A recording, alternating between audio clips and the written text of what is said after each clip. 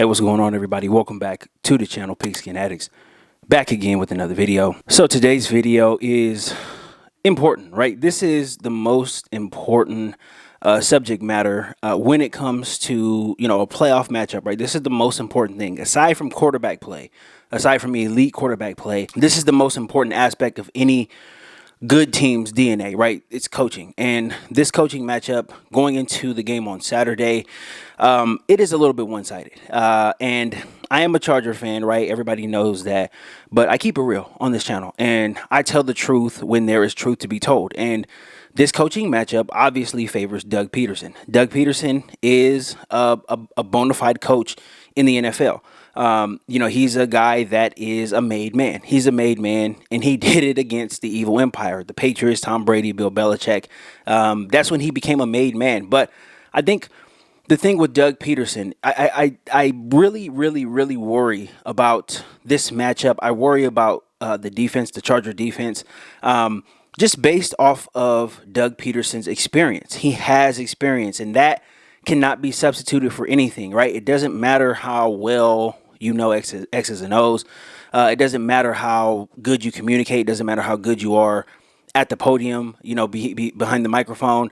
It doesn't matter. If you have experience and you know what you're doing, that pretty much trumps everything, when it comes to coaching. And it's very, very clear to me that Doug Peterson has the upper hand on Brandon Staley. Now, I mentioned this the other day when I did the post-game live stream. I was worried about the Chargers overplaying their hand, and I was worried about them being exposed, and I am still worried about that. The Mike Williams injury aside and all of that stuff, right? Defense, this is a big question mark coming into this game. Again, Denver, they don't run the exact same scheme that Doug Peterson runs in Jacksonville, but it is similar. It's similar. It's West Coast offense. It's West Coast principles. This is something that Russell Wilson really hadn't played his entire career. That's why he really struggled with it this year. West Coast offense is not made to run around and hold the ball, right? Defined reads, right? You get on your back foot, right? 3-step drop, 5-step, 7-step, get on your back foot and get rid of the ball. That's what this offense is pretty much predicated on. And Trevor Lawrence is doing a very, very good job of executing this offense. He got the ball away in week 3 very, very fast against the Charger defense. 2-3 seconds. The Chargers only pressured him 3 times that game, I believe, while they pressured Justin Herbert, I want to say it was close to 10 or 11 times.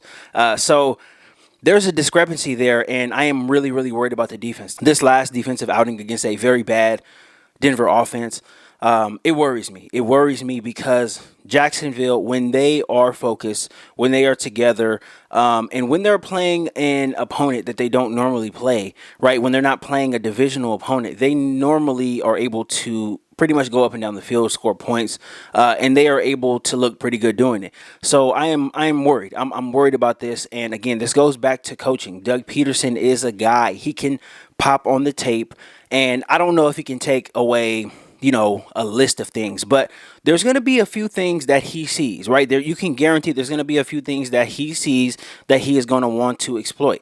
Again, this Charger defense has struggled most of the season, right? They've been better the past month, but I question, is this run defense really, really fixed? And if the run defense is not really fixed, then I think the Chargers are going to have a lot of trouble stopping this Jacksonville offense. That's where it's going to have to start. It's going to have to start with the run game. If you're able to make this Jacksonville team one-dimensional, then you have a pretty good chance, to at least, have a lead maybe going into a fourth quarter, or at least, feel that you are going to win a game, right? Feel that you're going to be able to make enough stops to win a game. If you let these guys gas you on the ground and gas you through the air, it's going to be a long day. So I question this defense, and I question Brandon Staley. It's not just the decision making, but it's everything, right? It's scheme, it's play calling. What does this defense look like, right? I think this is the biggest question going forward. Now, I do think, them having that performance against Denver, I honestly feel, it can be either a gift or a curse, right?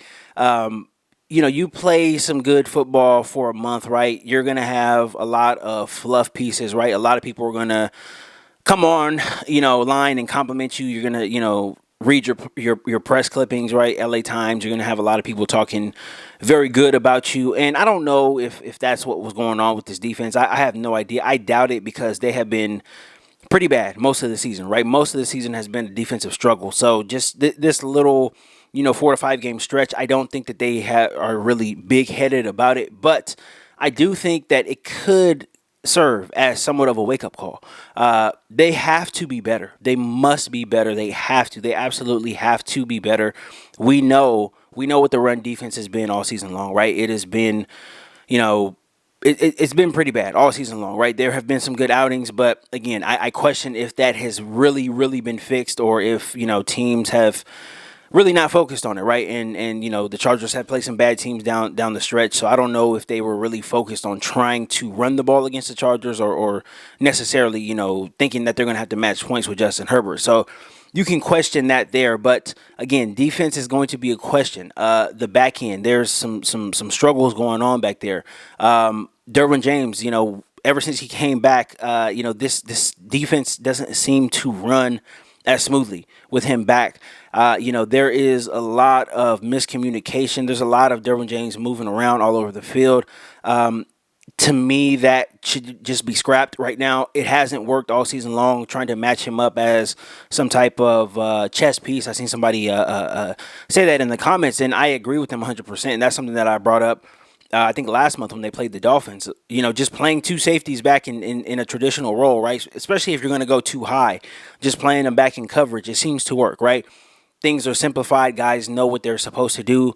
But when Derwin James is moving all over the field and he really doesn't have a defined role from, down to down, it does seem to confuse some guys sometimes, right? Maybe they think he is going to be in an area where they don't have to be in, and, that's how coverage bust can happen. So there's, a lot that goes into this. But defensively is where I really, really hang my worries. And again, going back to coaching, right? This is why Doug Peterson is a superior coach to Brandon Staley. Now, Brandon Staley is a young coach. We get it. We understand it. I don't think Brandon Staley is a scrub. I don't think he's Nathaniel Hackett. He's obviously not that. He's had winning records, right? Both seasons that he has coached in the NFL. But the last time we seen Doug Peterson, the last playoff game that he was in, he should have won. And, he almost had a chance to go back to an NFC Championship game, directly after that Super Bowl run that they had with Nick Foles. If Alshon Jeffrey catches a fourth down pass in New Orleans against the Saints, and they get into field goal range, the Eagles are going to be on their way to L.A. to play the Rams in the NFC Championship game, and, who knows what could have happened from then. But Doug Peterson is 4-2 in the playoffs. He's 4-2. They went on the road that following year, the following year after the Super Bowl. They beat Mitch Trubisky. I mean, I know it's not saying a lot, but they went to Soldier Field. That team was prepared, and they beat the Bears. So you can expect this Jaguars team to be ready. Now, again, I've brought it up. They are young. They don't have the veteran leadership that those Eagles teams had.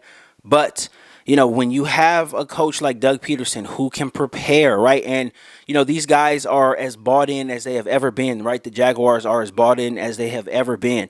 Just last year, their coach was freaking some co-ed in a bar after their Thursday night game. Now, fast forward a year later, they're in the playoffs. These guys are bought in. They like Doug Peterson. They know that he is a winner. So you can bet your bottom dollar that whatever he's preaching this week, they're buying into, because they know what he has done. His track record speaks for itself. So you really, really have to look at the coaching matchup. And if you're a Charger fan, it has to worry you, right? And you can be a fan and root for the team and all of that stuff, but this coaching matchup kind of has to worry you.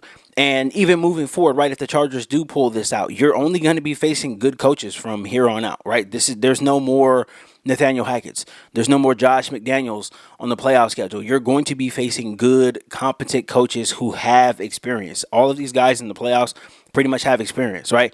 Brandon Staley is pretty much the only guy that really doesn't have experience that I can think of right now. Most of these other teams, their coaches have experience. So this is where Brandon Staley can really, really solidify his position with the Chargers, right?